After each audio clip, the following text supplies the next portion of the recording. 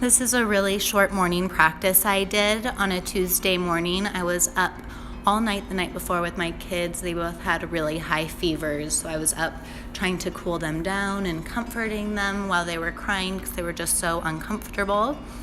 And I woke up this morning and I was just so tired. I was so tired from being up with them all day, and my head was spinning with, like, I'm so exhausted, I don't want to go teach, this is too hard.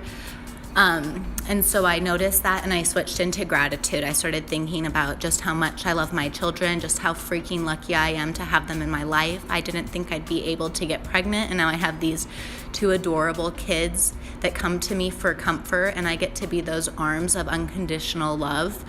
And then I also started to say some affirmations. So I was noticing that my negative habitual thoughts were, this is really hard, I'm so overwhelmed, I can't do this, I'm so tired.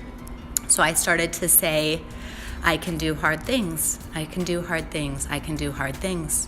I started to say, I am calm and I'm at peace, I am calm, I'm at peace, I am calm, I'm at peace. I started to say, I am full of energy, I am full of energy, I am full of energy. I started to say, I am full of abundance, I have a full abundance of love, a full abundance of love.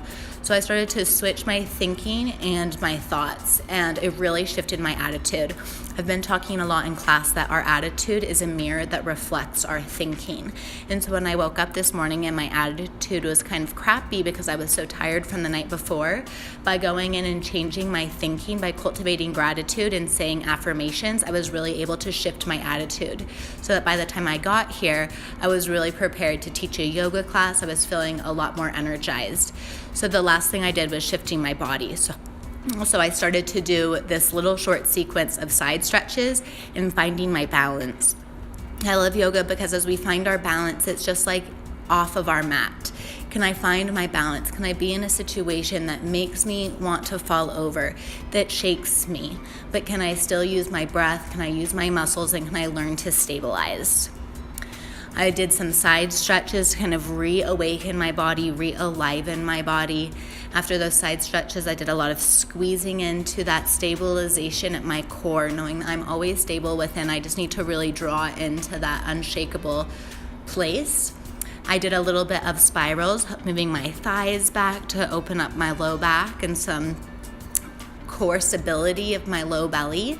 I did some shoulder stuff, integrating my shoulders, especially when I was doing the handstand, and I did that little twist. So it was a really great way of kind of waking up, moving my body, shape shift to state shift. So when we move our body into a more uplifted place, it also shifts the state of our mind. I helped shift my thinking with the affirmations and gratitude, and now I'm feeling really good. This morning in class, I'm talking about fear. And the way to get over fear or to move past fear is by taking action. Action cultivates courage and hope. It's by not taking action, it's by waiting or postponing that we increase our fear. So whenever you feel in fear, how are you being asked to act? How can you take some action to help dispel that fear? I know for a really long time I read lots of self-help books, and I'd read one after the other, and I had all these great words and thoughts in my head, but my life wasn't changing. It wasn't until I decided to actually implement the wonderful ideas that I was reading that I saw change. Or when I teach, I get afraid, but once I start teaching and speaking, the fear goes away. So today, how can you shift out of fear? How can you move into action? And how can you cultivate a more grateful, uplifted attitude in your mind, your body, and your heart? Thanks for watching.